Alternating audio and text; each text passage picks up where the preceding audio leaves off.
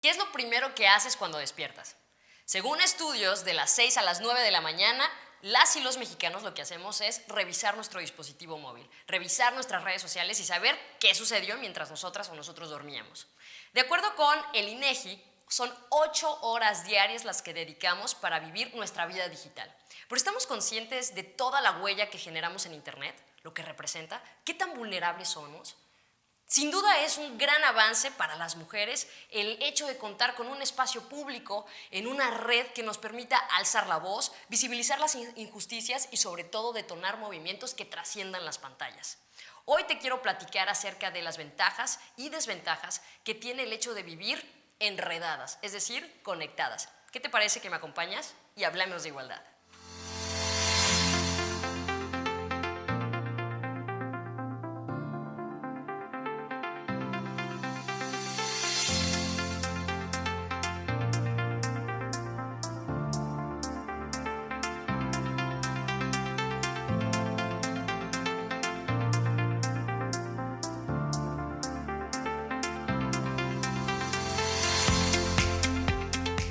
Hablemos de igualdad.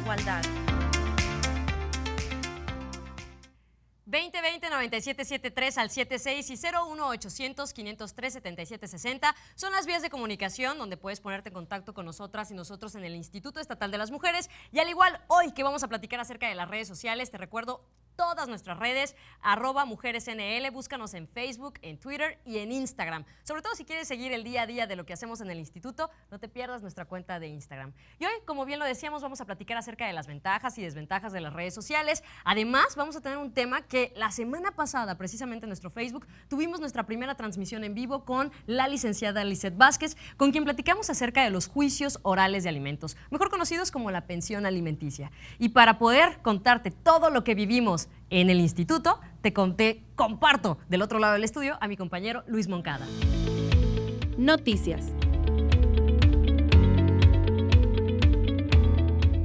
Estas son las noticias generadas a lo largo de la semana, noticias internacionales, nacionales y locales sobre los derechos de las mujeres y la igualdad de género. Por ejemplo, esta semana se aprobó la reforma de paridad de género en congresos locales. Las reformas aprobadas permitirán que la mitad de los cargos públicos en los 3 niveles de gobiernos, así como en organismos autónomos, sean ocupados por mujeres. Por unanimidad, el Congreso del Estado aprobó la reforma constitucional impulsada por el Congreso de la Unión para incluir la paridad de género en la administración pública de los 3 niveles de gobierno. Dicha reforma requería de lo menos la aprobación de la mitad de los congresos locales para su ratificación constitucional, lo cual ya se consiguió hace un par de días. La aprobación fue celebrada por los integrantes de todas las bancadas del grupo legislativo.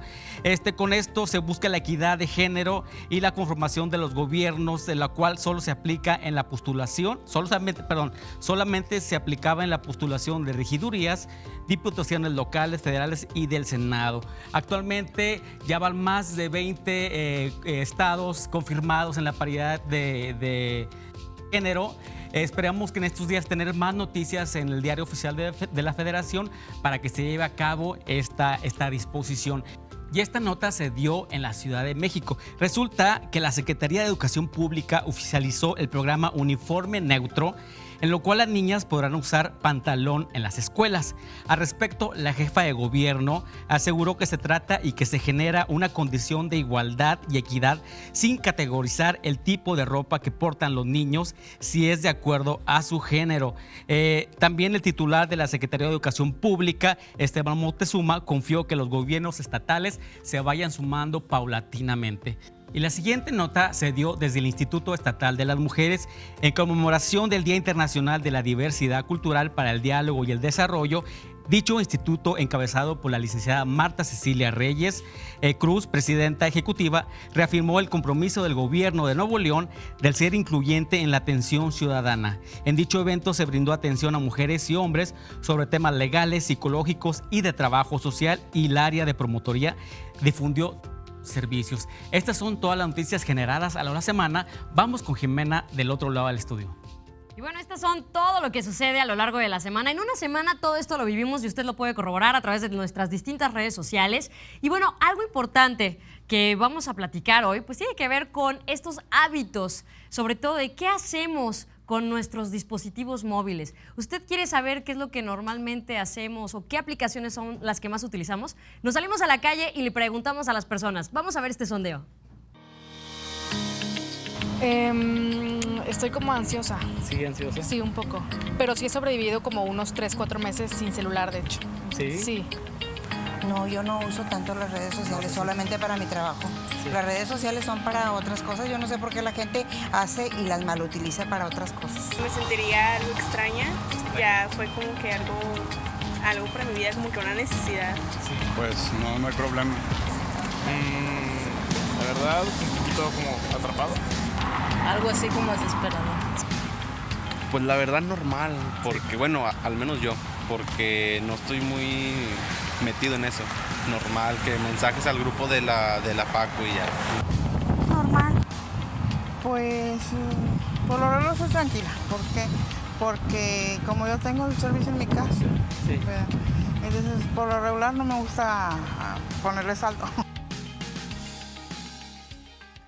Gracias por continuar con nosotros y nosotras en Hablemos de Igualdad. Esta semana a través de las redes sociales tuvimos un Facebook Live en lo cual tocamos un tema sobre la pensión alimenticia y estuvo acompañándonos la licenciada Lisette Vázquez, lo cual en este ejercicio obtuvimos muchas dudas, muchas preguntas en torno a la pensión alimenticia. Una de las preguntas era de que si es un derecho o no es un derecho la pensión, porque muchas mujeres decían, yo trabajo, yo no necesito esto, pero háblenos más sobre este derecho. Gracias, Luis. Buenas tardes. Efectivamente, esta semana que estuvimos hablando del juicio oral de alimentos relacionado con pensión alimenticia, las personas que nos hacían preguntas era ¿qué porcentaje le corresponde a los niños? ¿Por qué es un derecho? Aún siendo mayores de edad pueden solicitar alimentos y todas esas dudas se fueron despejando. Sí es un derecho, o sea, los menores solamente tienen a su papá o a su mamá para solicitar la pensión alimenticia, el tutor o la abuelita, la tía, que es el adulto que puede representarlo para solicitar una cantidad como concepto de pensión alimenticia. En el programa del Instituto Estatal de las Mujeres está muy enfocado a la violencia económica que sufre pues, la progenitora o la abuelita, la tutora, o sea, está enfocado a mujer que vive la violencia económica. Esa es una. ¿Cuáles son los requisitos? Tienes que tenerlo bajo guardia y custodia, o sea, el niño tiene que vivir contigo o el estudiante tiene que vivir contigo para que puedas solicitarlo. Los requisitos siempre los damos en una lista cuando las personas se acercan allá a las instalaciones. Nosotros en el área legal cabe hacer mención que los servicios son gratuitos y confidenciales, no se comparte la información en ninguna instancia, ni las situaciones y las características que tengan. Aparte de la alimentación, ¿qué más incluye la pensión? Bueno, cuando tú te acercas a solicitar alimentos, el juicio oral abarca lo que es vestimenta, calzado, educación, atención médica, y eso va muy de la mano de la capacidad del acreedor. O sea, si el acreedor tiene un ingreso suficiente, podemos hablar de una educación en una escuela privada, podemos hablar de una atención médica en un hospital privado a través de un seguro de gastos médicos. Cuando no es así, pues podemos echar mano de las instituciones como pues, Seguro Popular, Instituto Mexicano del Seguro Social, ISSSTE, y vemos la manera de equilibrarlo porque la autoridad siempre va a velar la necesidad del menor conforme a la capacidad del acreedor. Podríamos pensar que la mayor problemática es que los papás o los progenitores piensan que le van a quitar mucho dinero, que es lo que primero se les viene a la mente, sí. Pero como usted dice, realmente es un porcentaje de acuerdo a lo que se gana. Sí, lo que determina la pensión alimenticia va de la mano del criterio meramente de la autoridad del juez y va en base a lo que tú le arrojas de información en tu solicitud. ¿Qué quiere decir esto? Que tú le dices, bueno, el señor trabaja como empleado administrativo, el señor es obrero, el señor es, no sé, contratista. Y en base a los ingresos, en base a los informes de Seguro Social, por ejemplo, van a ver las edades de los menores, las necesidades, si tiene una discapacidad, si necesita pues ciertos tratamientos. Entonces, en base a eso es como determinan un porcentaje o una cantidad líquida. También preguntaban a través de las redes sociales que si los adultos mayores pueden recibir algún tipo de pensión. Es correcto. Por parte de los hijos, sí, tienen el derecho de solicitar alimentos. Por ejemplo, si tenemos a una mujer de la tercera edad que dice, pues me veo complicada en mi situación económica porque la pensión que percibo no es suficiente, podemos pues presentar un juicio de alimentos hacia los hijos, ¿verdad? Y el juez determina y estudia la solicitud viendo la capacidad de cada uno. Recordamos una pregunta que hizo un usuario, que si también los hombres cuando tienen sus hijos y hay una separación también puede solicitar esta pensión. Es correcto. Uno de los requisitos que yo mencionaba es, ¿quién puede pedir alimentos? Quien tiene la guardia y custodia de los menores. O sea, si yo soy papá y yo tengo a los niños, puedo solicitarle a la mamá una pensión alimenticia. ¿Sí? ¿Por qué? Porque yo tengo la custodia. Por ejemplo, soy tío y yo tengo la guardia y custodia del menor, puedo solicitar a los progenitores una pensión alimenticia. Licenciada, ¿dónde la podemos encontrar a usted? Nosotros estamos en la planta baja del edificio Elizondo Páez, que está ubicado en 5 de Mayo, número 525, ahí en el centro de Monterrey, entre Escobedo y Zaragoza. Comentó que los servicios son completamente gratuitos. Y confidenciales. Y confidenciales. Sí, bueno, pues no nos queda más que agradecerle por esta entrevista. Gracias. Y esperemos que allí en casa estén al pendiente de los próximos eventos que tenemos sobre más temas a través del Facebook en vivo, en lo cual nos sirve también mucho para conocer el personal que está frente a los módulos de servicio, como este caso la licenciada Vázquez, que no solamente desde el Instituto Estatal de las Mujeres es servicio legal, sino también psicológico. Sí, nosotros conformamos siempre un equipo de trabajo social, que los atienden mis compañeras de trabajo social, y un psicólogo. O sea, siempre estamos en equipo los tres trabajando de manera Usted comentaba, conjunta. cuando terminamos ese día la entrevista, dijo que usted realmente estaba para liberar personas. Sí. Platícanos brevemente ya para terminar y no son cortas. Bueno, a veces tenemos que entender que cuando tú tienes la oportunidad de trabajar en este tipo de programas, te das cuenta que está siendo usada para liberar a las mujeres que se encuentran en una situación de opresión. Entonces, de todas las áreas, porque luego se dan cuenta que pueden ser libres de un hombre que las violenta a través de un juicio muy sencillo que es divorcio incausado. Pueden ser libres de una opresión económica a través de solicitar un oral de alimentos en el que pueden echar mano de un derecho y la obligación que tienen, ¿no? O una orden de protección también. Y también, si te das cuenta que estás viviendo violencia en el sentido de que corre peligro tu vida, tu agresor te amenaza de muerte, entonces nosotros las encaminamos y las orientamos y les hacemos saber del derecho de la orden de protección. Le agradezco mucho su tiempo. Gracias. Dedicado para nosotros y nosotras. Vamos a un corte y regresamos con más en Hablemos de Igualdad. Regresamos.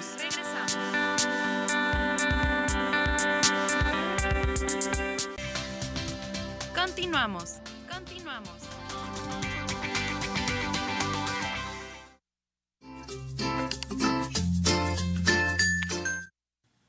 ¿Qué pasó?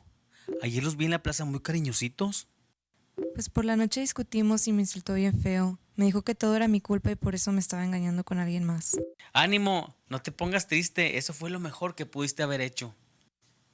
¿Y eso? Ya hablamos bien las cosas y me pidió perdón con flores y todo. No te dejes llevar por lo que sientes. Lo que él hace se llama violencia psicológica y es probable que lo vuelva a hacer. Te dije que no te iba a dejar ir a esa fiestecilla. Vas a ver en la noche cuando te vea. Tranquilo, bebé, solo son unos amigos que tenía mucho sin verlos. Y fue porque mis papás me dieron permiso. Eso no me importa. Tú me debes de hacer caso a mí, así es que elimina esa foto ya.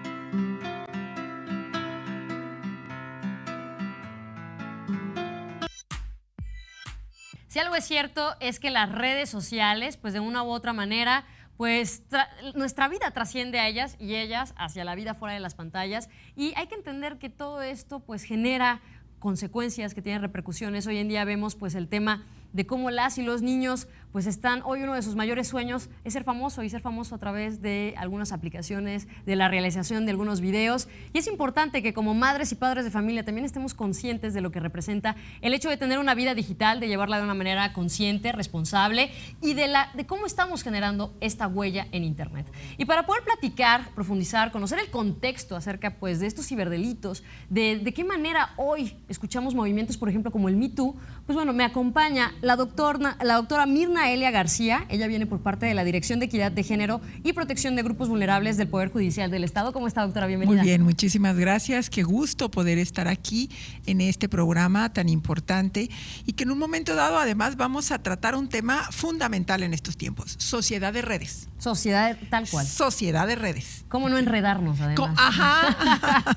Y por otra parte me acompaña Selene de la Rosa. Ella viene representando el movimiento estudiantil contra el hackeo en FAMUS, es decir, la Facultad de Medicina, donde hace algunas semanas pues ya había algunas manifestaciones respecto a todo este movimiento de Me Too. Bienvenida, ¿cómo estás, Selene? Hola, ¿qué tal? Bien, muy bien, muchas gracias. También muy contenta de poder estar aquí compartiendo y pues a platicar un ratito. Exactamente, vamos a platicar. Tenemos dos puntos de vista interesantes, ¿no? El activismo, cómo el ciberactivismo rebasa las pantallas, y bueno, conocer cómo estamos en esta sociedad de redes. ¿Cómo nos manejamos, doctora? Bueno, primeramente tendríamos que ver que es una gran ventaja poder estar interconectados, porque tenemos una conexión mundial. Así es. Y esto implica un derecho humano de acceso a Internet, y lo cual nos pone al alcance de la biblioteca más grande del mundo. Sí. Nos pone al alcance de la información y nos pone al alcance del conocimiento. Recordemos que cuando iniciamos estos temas hablábamos de sociedad de la información y luego sociedad del conocimiento, y luego, wow, vienen las redes sociales, vienen estas aplicaciones online que nos interconectan. Pero el hombre y el ser humano, los hombres y las mujeres, siempre hemos estado con la intención, con la comunicación, en el fuego, en la caverna, en el juego. Y entonces, y ahora lo único que tenemos que estar conscientes es que las redes sociales son un medio, pero que también implicamos tener un lado muy positivo, pero un lado negativo y oscuro, que es precisamente los delitos informáticos, en especial el sexting, grooming, ciberbullying, que en un momento dado vulneran a las personas y que las ubican en una situación de vulnerabilidad que se agrava por el desconocimiento del agresor. Y disculpe que la interrumpa, porque justo este lado oscuro tiene que ver con el anonimato. Ajá, ¿no? O sea, porque en un momento dado, o sea, a mí me encanta decirlo, adivinen cómo me decían de niña, pues jirafa, ¿verdad? O sea, pues, sí. Entonces, pero estaba entre las cuatro paredes del aula, que llega un momento dado que también hemos avanzado con el acoso escolar, ya hay regulaciones, pero ¿qué pasa cuando esto trasciende a las redes sociales y desconocemos quién es el agresor? Y entonces la situación de vulnerabilidad se agrava. Así es. Se acrecenta. Y es algo que se vivió y se está viviendo. Que se está viviendo. Pues empezó con algunas actrices que denunciaban, ¿no?, a algunos agresores, y trascendió en el ámbito estudiantil, aquí en algunas de las universidades más importantes de nuestro estado, justo en la Universidad Autónoma de Nuevo León, principalmente, bueno, la Facultad de Artes Visuales, la Facultad de Derecho y Criminología, sí, y la Facultad de Música. Cuéntanos un poquito este contexto de cómo se desarrolló, cómo surge este movimiento estudiantil. Ajá. Bueno, retomando un poco como el asunto de como que se borra el que identificar a tu agresor, ¿no?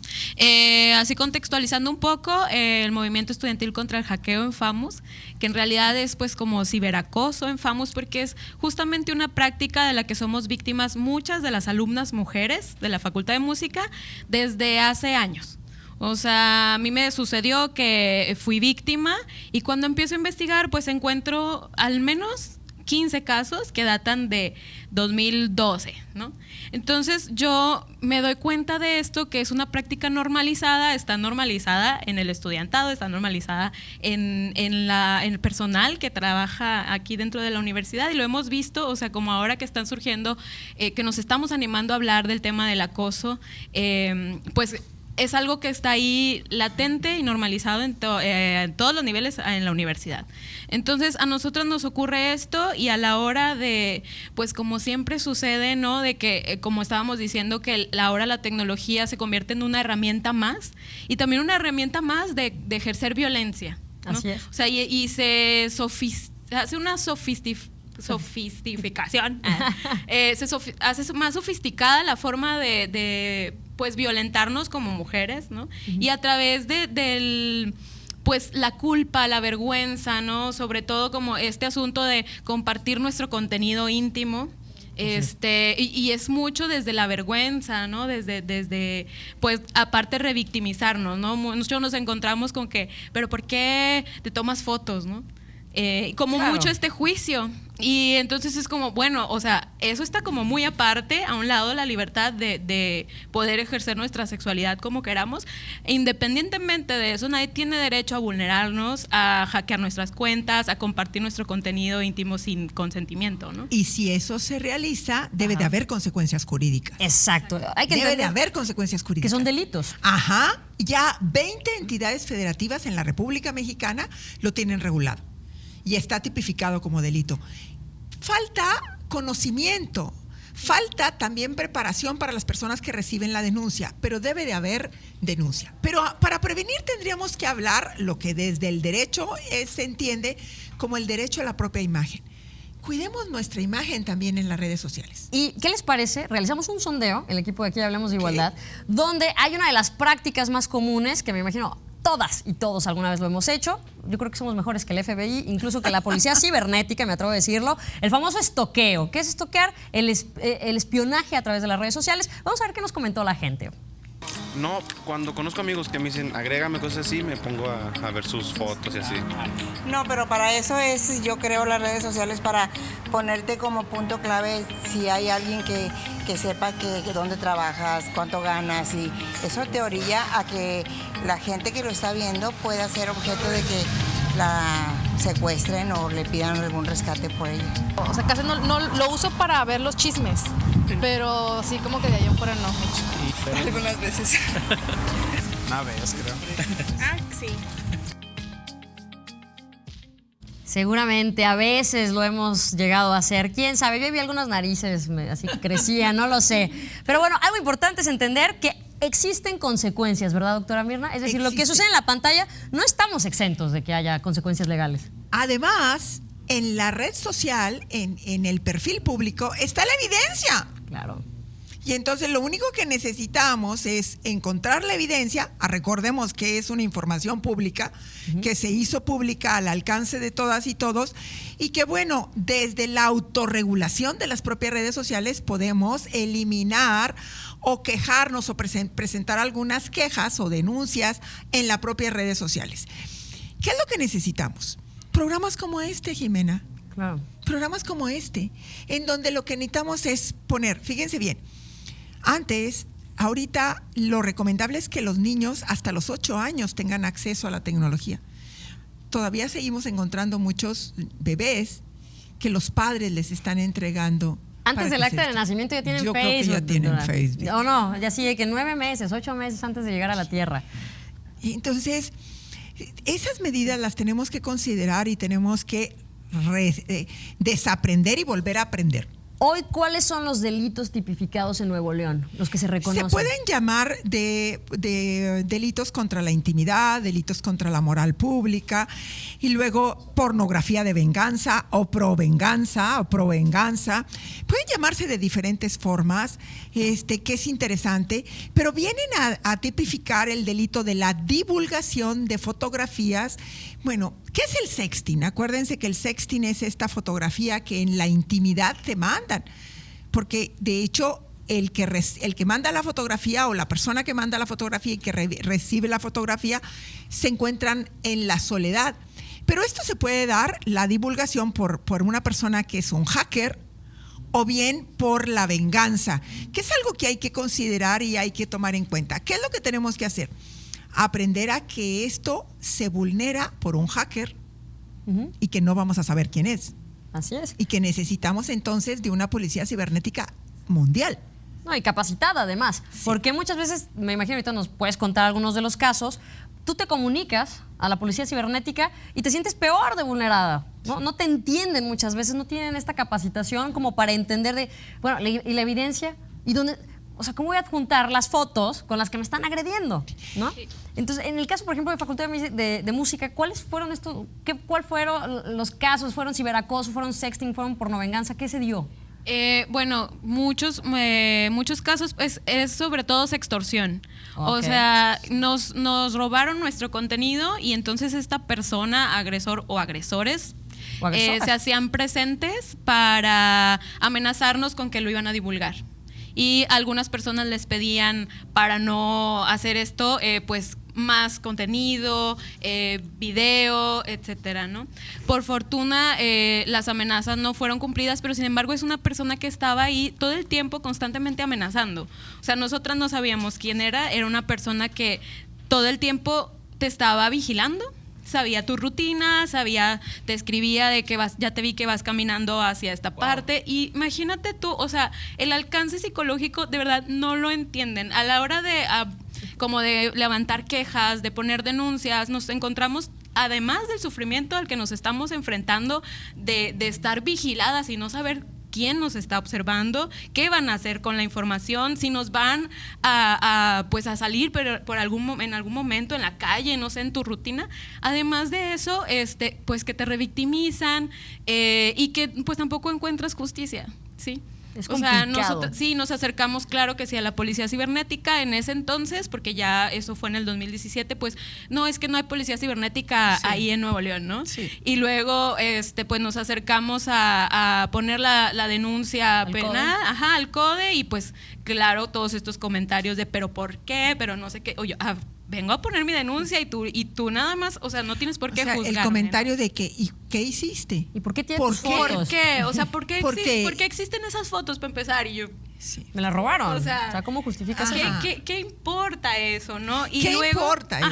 Y luego pues enfrentarte a toda la burocracia en cuanto al proceso legal, ¿no? Ya en la procuraduría y tal. Entonces los casos están ahí detenidos, o sea, están parados, ¿no? Lo que pudiéramos hacer es recomendarles ir al Instituto Estatal de las Mujeres, claro, o bien al Poder Judicial, a la Dirección de Equidad de Género y Protección a Grupos Vulnerables. Nosotros no podemos ser sus abogados, pero sí orientar en este pero caso. sí podemos darle seguimiento y orientar, y le damos seguimiento.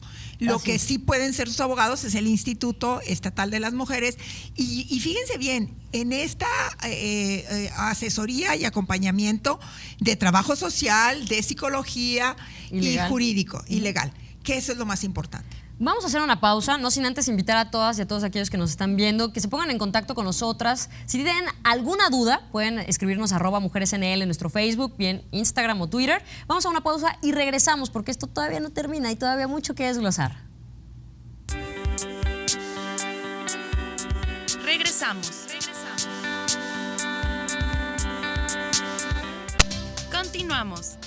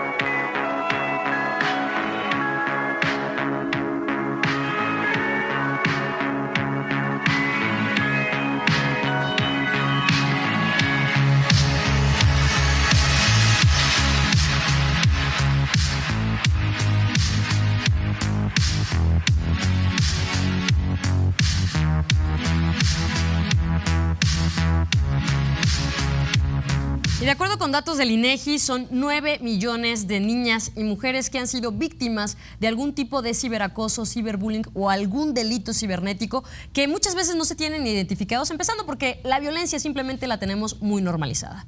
Y gracias a algunos casos, y no quiero decir gracias por, ay, qué bueno que pasó, sino al contrario, lamentablemente pasó esta situación, pues se han promovido algunas leyes en distintas entidades federativas, ¿verdad, doctora Mirna? Por ejemplo, el caso de la ley Olimpia. Así es. ¿No? En Puebla, que pues pasa esta cuestión de ciberacoso. Hubo un caso de una estudiante de Derecho en San Luis Potosí. Exacto, también. Y una estudiante de Derecho. En Yucatán también una muchacha que le llaman pornografía de venganza y que lleva precisamente hasta la iniciativa de reforma legal y la incorporación de este delito en el Código Penal. Así es. Y entonces, ¿cuáles son estas características? Las características de los delitos informáticos son delitos que se hacen cuando la persona está estudiando o trabajando. O sea, son delitos de cuello blanco. ¿Qué es un delito de cuello blanco? Se necesita una expertise. Total. ¿Ok? Una ingeniería social. Ajá. Y se necesita una expertise. Entonces, este tipo de delitos son realizados por una persona experta en la utilización de los medios electrónicos. Son delitos que se pueden realizar en unos segundos. Y está proliferando que esos delitos los realizan las personas jóvenes, los menores de edad, las y los menores de edad. Eso es interesante porque son delitos de oportunidad y tenemos como medio y como fin toda la tecnología. Medio porque utilizan los medios informáticos o electrónicos para poder realizarlos. Normalizada la violencia, como ahorita comentábamos, pues esto se acrecenta. Porque utilizamos precisamente estos medios para poder cometer estos delitos y volvemos a colocar a las mujeres en una situación de más vulnerabilidad. Totalmente. Interseccionalmente. Uh-huh. Y entonces, y eso hay que aprender a verlo, poniéndonos los lentes violetas de la perspectiva de género. Y que en un momento dado, o sea, estas características de los delitos informáticos, tenemos que ser visibilizados y hacer las consideraciones de la perspectiva de género para poder entonces hacer realidad el derecho a la igualdad. Totalmente. Y es donde toma mucha relevancia este tipo de movimientos estudiantiles que, bueno, con el Me Too, pues vimos que en muchas universidades en todo el país se alzó la voz. Finalmente, Internet es un espacio público en donde hoy menos que nunca y más que nunca tenemos que alzar la voz. Ok, ¿no? Y fíjense cómo el Internet y las redes sociales nos ayudó para eso. Y hubo consecuencias. El Me Too hubo consecuencias. O sea, renunciaron, o los corrieron, o se fueron, no lo sé. O sea, hubo consecuencias. Y seguimos esperando. En el caso de Famos, ¿qué pasó? Bueno, gracias a las redes sociales, pues que se mediatiza el caso, es que ahorita la universidad ya no puede quedarse de brazos cruzados. Ninguna universidad. Ninguna universidad, la academia no puede quedarse de brazos cruzados porque ya salió, ya está visible el asunto. O sea, ya no nos vamos a quedar calladas, ya no hay vuelta atrás, ya no hay más silencio, ya no nos vamos a quedar calladas y vamos a hablar sobre el tema y vamos a seguir denunciando. Y claro, también como usando los canales que estén y abriendo canales nuevos. O sea, tanto de denuncia como pues acercarnos a las instituciones y hacerlas que en verdad se pongan a hacer el trabajo que les corresponde. ¿Sí? Fíjense qué impacto de ahorita de las palabras de decir se hizo mediático. Total. Se hizo mediático y así como que pues hay que buscar una solución. Para esto, ¿qué necesitamos? Una serie de protocolos. ¿Y qué necesitamos? Atención a las víctimas. Hay un grave problema, el grooming. El grooming no está tipificado tal cual, o sea, no, con la palabra grooming. ¿Grooming qué implica? Una persona que se hace pasar por menor de edad. O sea, busca los perfiles en las redes sociales, se hace pasar por una persona menor de edad, puede ser del mismo sexo o del sexo contrario a la persona que lo que quiere obtener es trata. ¿Sí? El riesgo y las situaciones de vulnerabilidad son graves. Entonces tenemos que estar conscientes que tenemos que prevenir este delito. Igual, ¿se acuerdan cómo nos decían? no recibas dulces de la calle, no le abras la puerta a nadie de tu casa. Y era, no le abras la puerta a en las redes sociales a desconocidos. Claro. Y eso lo tenemos que hacer. Y entonces se fijan que es la misma lógica. Lo único que estamos utilizando es un medio electrónico, pero con esta misma lógica de protección. Obviamente la vulnerabilidad se acrecenta, como ahorita veíamos. ¿Por qué? Porque no lo desconocemos. O si lo desconocemos, dudamos. Y si dudamos, estamos en una situación muy frágil. Pero además, debería de ser lo mismo la desnudez del dorso femenino que el dorso masculino. Debería de ser, pero no lo es. Así es.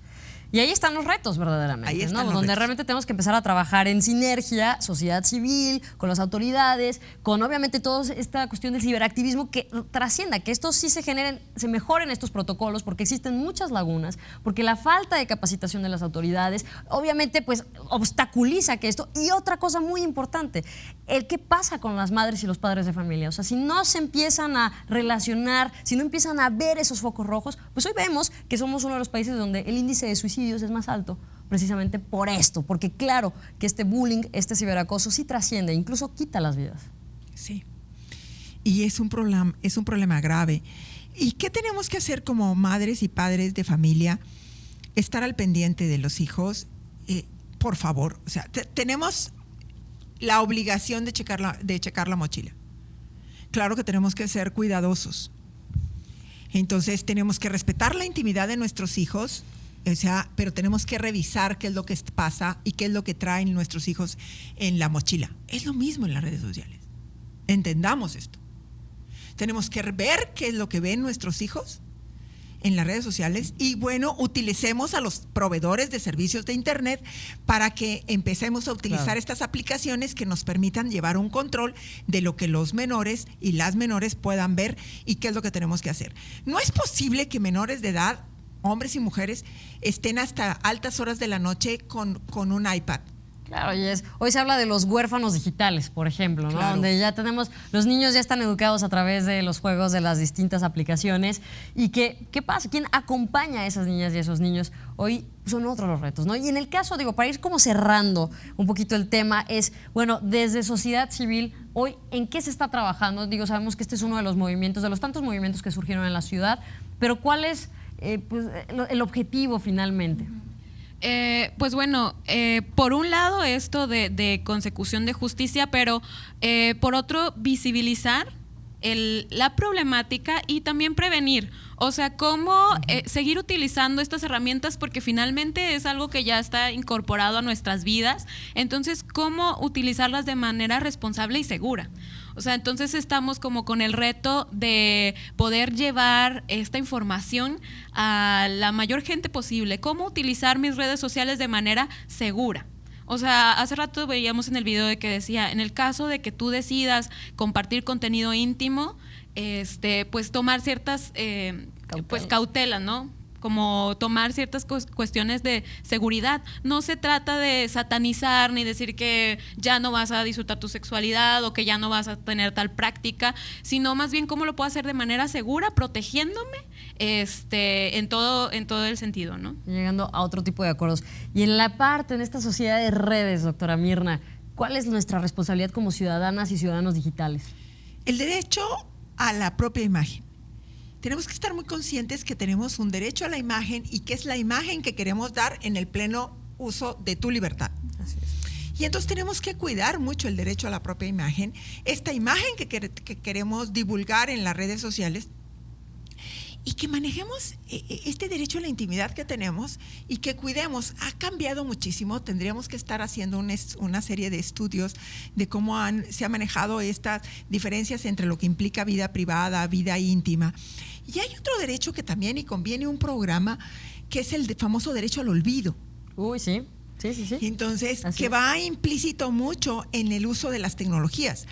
Entonces, porque, bueno, buscamos información de las personas y que tiene su lado positivo y su lado negativo, cuando siempre lo hagamos respetando a las personas.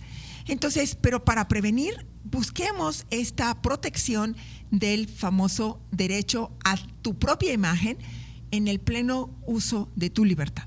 Muchísimas gracias. Ya, nada más para complementar, o sea, el asunto de también de empoderarnos y tratar de dejar a un lado la vergüenza, porque desde ahí es donde nos manipulan, donde tienes vergüenza, tienes mucho temor de que, o sea, te están amenazando con divulgar.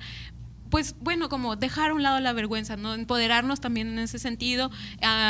Después de esta experiencia, mucha gente se ha acercado a nosotras y nos ha dicho: gracias, porque yo me sentía sola y ahora veo que no soy la única y ahora no tengo miedo de hablar porque ustedes se atrevieron y porque ustedes dieron la cara, ¿no? Y no nos queda más que realmente, pues, denunciar. Hay que hacerlo, no hay que subestimarlo, porque finalmente senta precedentes y es quizá lo que nos puede incluso salvar la vida. Muchísimas gracias, Elena. Gracias, doctora Mirna, como siempre, un gusto. Gracias. Y pues recuerde que no hay que vivir con esta tecnofobia. Al contrario, la tecnología es un aparato. Más bien hay que cuestionarnos qué hacemos las mujeres y los hombres con estas nuevas tecnologías. Vamos a una pausa y regresamos. Esto es Hablemos de Igualdad. Regresamos. Continuamos.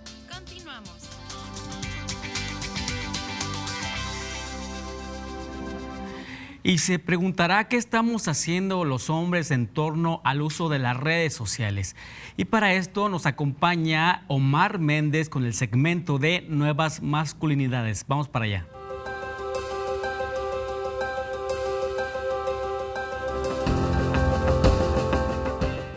Buenas tardes, bienvenidos a la sección Nuevas Masculinidades. Mi nombre es Omar Méndez Castillo. El día de hoy abordaremos un tema sumamente importante en esta modernidad. El tema es ventajas y riesgos de la comunicación digital o comunicación virtual. Hay que considerar que actualmente somos pocas las personas que no contamos con una red social o con un medio de comunicación virtual. Sin embargo, habría que preguntarnos para qué queremos comunicarnos y qué queremos comunicar. Recientemente tenemos el caso de la Reimers, una conductora de fútbol, la cual tuvo la oportunidad de ser la primera mujer en narrar una final de la Champions League. Si podemos ir y buscar en Twitter sobre la Reimers, vamos a encontrar muchas descalificaciones, principalmente por parte de hombres, acerca de que una mujer esté narrando un deporte que ha sido por naturaleza un deporte exclusivo para hombres.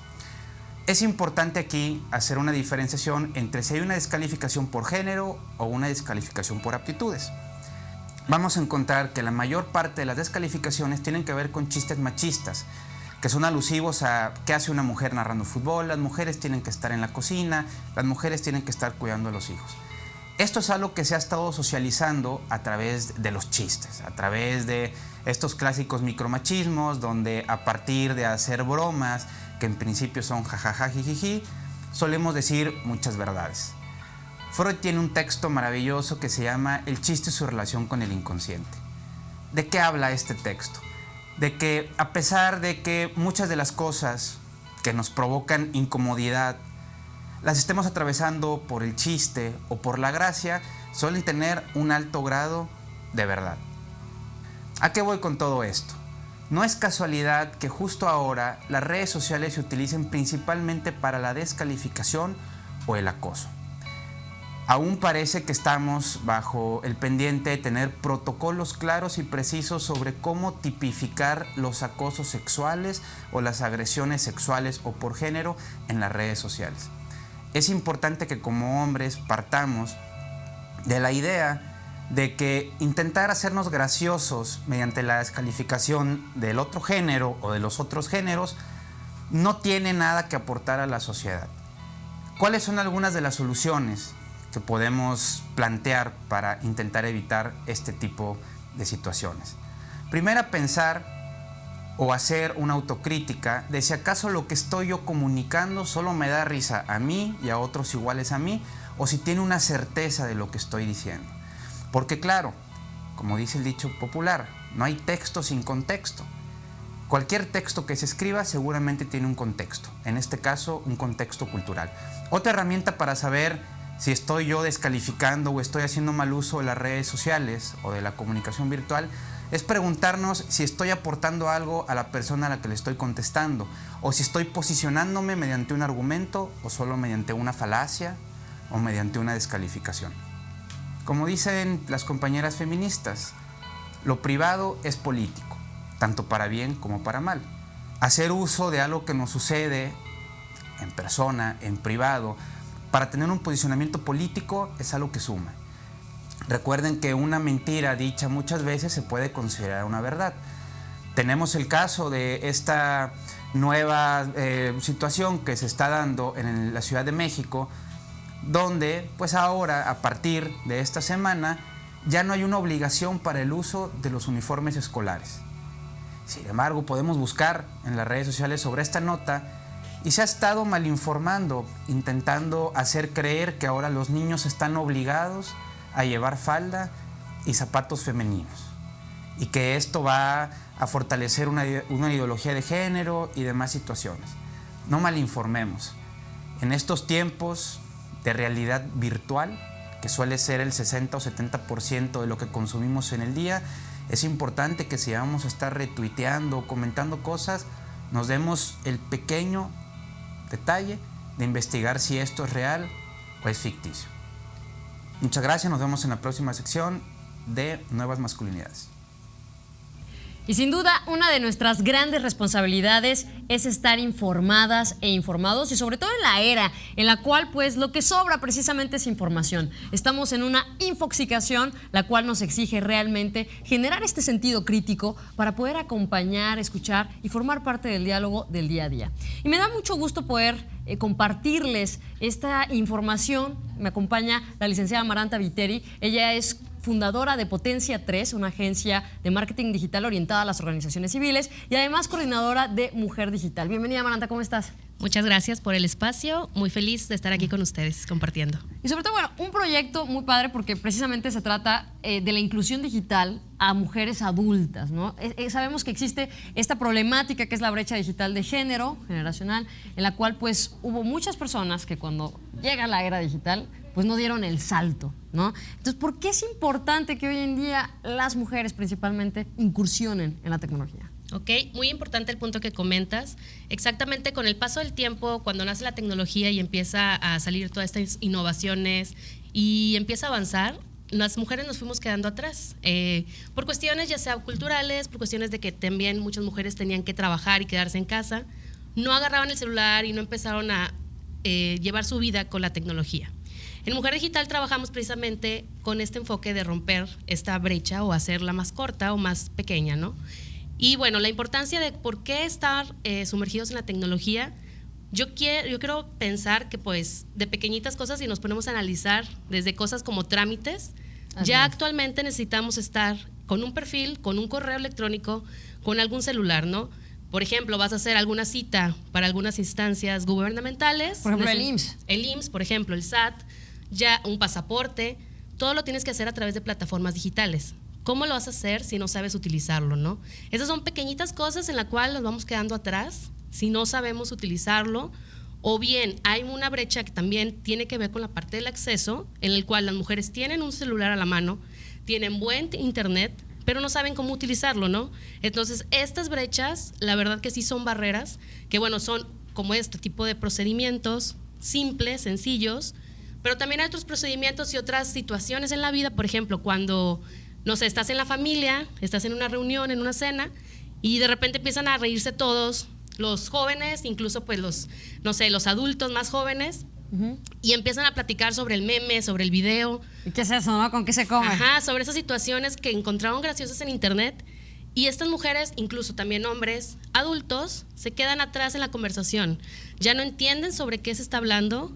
Y podemos verlo en restaurantes, podemos verlo en muchos espacios en donde todos están en el celular y ok, si quieren todos estar en el celular, perfecto, hacia eso nos estamos dirigiendo, pero entonces que también las mujeres puedan hacerlo, ¿no?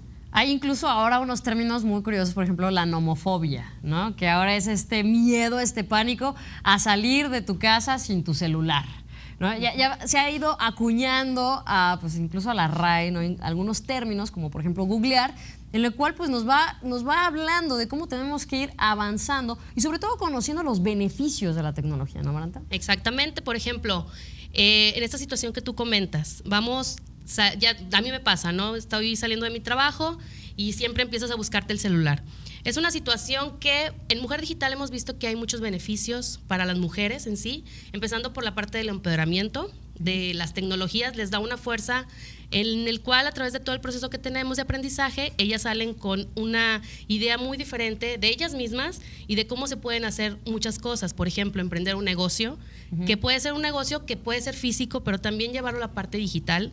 Incluso me atrevo a decir que muchas veces los negocios digitales tienen mucho más éxito, son más económicos, no tienes que estar pagando una renta.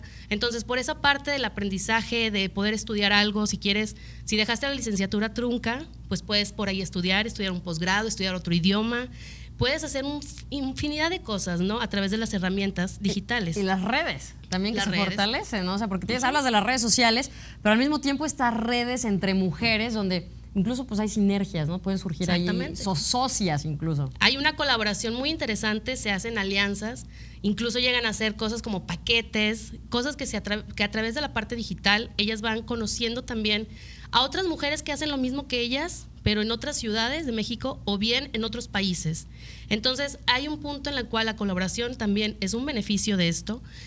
Y bueno, vuelvo a repetir, la parte del empoderamiento, nosotros trabajamos con las mujeres adultas y afortunadamente también hay otras colegas que trabajan con, por ejemplo, jóvenes o niñas en la parte del empoderamiento a través de la tecnología, lo cual es muy importante porque les da esas herramientas sociales, esas herramientas que para ellas, para un futuro, cuando crezcan, también les van a funcionar en su vida laboral, en su vida profesional, incluso en la parte personal. ¿Qué tipo de capacitaciones ofertan? En Mujer Digital trabajamos con muchos procedimientos desde lo más básico. ¿Sí? Si tú no sabes o hay alguna mujer que nos está viendo y no conoce nada del tema de tecnología, empezamos desde cero con ustedes, trabajando de la mano cada paso. Empezamos con un diplomado que son 3 cursos, dura alrededor de 5 meses y empezamos desde cero. Empezamos a conocer. O sea, si alguien nos está viendo y no sabe ni dónde picarle, pues véngase con nosotras. Ah, bueno, o sea, no necesita tener conocimientos previos. Nada, cero conocimientos previos, de eso se trata, de poderlas incluir y sumarlas a este programa, en el cual, bueno, empezamos con la parte de conocer todo lo que es la tecnología en sí, la parte del internet, hacer una cuenta de correo electrónico, y empezamos a asociarnos con la parte de los dispositivos móviles y la parte de la computadora. Es importantísimo porque estaba leyendo que ya la computadora de escritorio va a desaparecer. O sea, ya está más para allá que para acá. Las laptops se van a salvar, pero hoy lo que todas y todos tenemos es un dispositivo móvil. Sí, actualmente la movilidad es lo más importante, entonces las estadísticas van a la alza en la parte del uso del smartphone. El segundo nivel, ya nos enfocamos un poco más a todas estas herramientas de negocio, que es Word, Excel, PowerPoint, un poquito más de tablas, correo más a profundidad, Drive. Ya vemos la nube, todo este tipo de herramientas que si en un trabajo se los piden, pues ellas pueden tener este conocimiento. Y el tercer curso en este diplomado, vemos la parte de las redes sociales y aún las impulsamos a que creen un negocio. Muchas nos dicen, es que yo no necesito, yo estoy jubilada, no nos importa eso, usted va a hacer un negocio y nos vamos a ir de la mano trabajando con este. Hacen su fanpage, hacen publicidad. Tenemos también otros cursos que complementan esta formación, en la cual vemos la parte de los dispositivos móviles, que aprendan a conocer más su celular, que puedan trabajar. Que no hereden el viejito. Ajá, exacto, que no les pasen sus hijos los suyos, sino que ellas ya quieran comprarse un celular más capacitado, que lo conozcan, que le saquen provecho. Y después de ahí nos vamos también a la parte ya del marketing digital, en el cual ya vemos herramientas de redes sociales más enfocadas a la parte de los negocios. Entonces, más o menos es lo que trabajamos, entre muchas otras cosas. Hacemos pláticas, hacemos acompañamiento con otras organizaciones, con otros institutos, y estamos ahí avanzando poco a poco en este tema en la parte de Nuevo León. Pues muchísimas gracias, Amaranta, por esta información. Y sobre todo saber que existen espacios seguros donde mujeres adultas pueden acercarse, pueden sin miedo aprender estas tecnologías, que acuérdese, es solamente un aparato, tan. Es lo único que usted necesita es tener las ganas y la voluntad de aprender. Y pues oye, ¿qué te parece? Acompáñame a despedir esta emisión. Y vamos a recibir a mi compañero Luis. Luis, ¿cómo estás? ¿Cómo estás? ¿Qué tal? Amaranta, buenísimo todo esto. Muchísimas gracias. Pues se acabó el programa. Así es, un programa bastante intenso en el tema. Pudimos platicar acerca de los distintos ciberdelitos. Claro, y me encantó una frase que dijo la maestra Mirnaelia, que antes decías, fíjate y a quién le abres la puerta. Así. Esta vez fíjate a quién le das like y aceptas en tus redes sociales. Literalmente. Tiene mucha lógica. Exactamente. Y bueno, con ese aprendizaje y más, ¿no? Nos quedamos con con este rico sabor de boca, sabiendo que hoy el internet es una excelente puerta para poder aprender, conectarte, en fin, 1001 cosas, ¿no? Y la última pregunta, ¿estás construyendo o destruyendo? ¿Qué te parece? No, pues vamos a destruir. Vamos a Digo, a destruir, ¿eh? Ay, no. Vamos a construir. A destruir para construir. Literalmente. Pues muchísimas gracias, Amaranta, a todas y a todos aquellos que nos sintonizaron. Luis, nos vemos la próxima semana. Gracias. Hasta la próxima.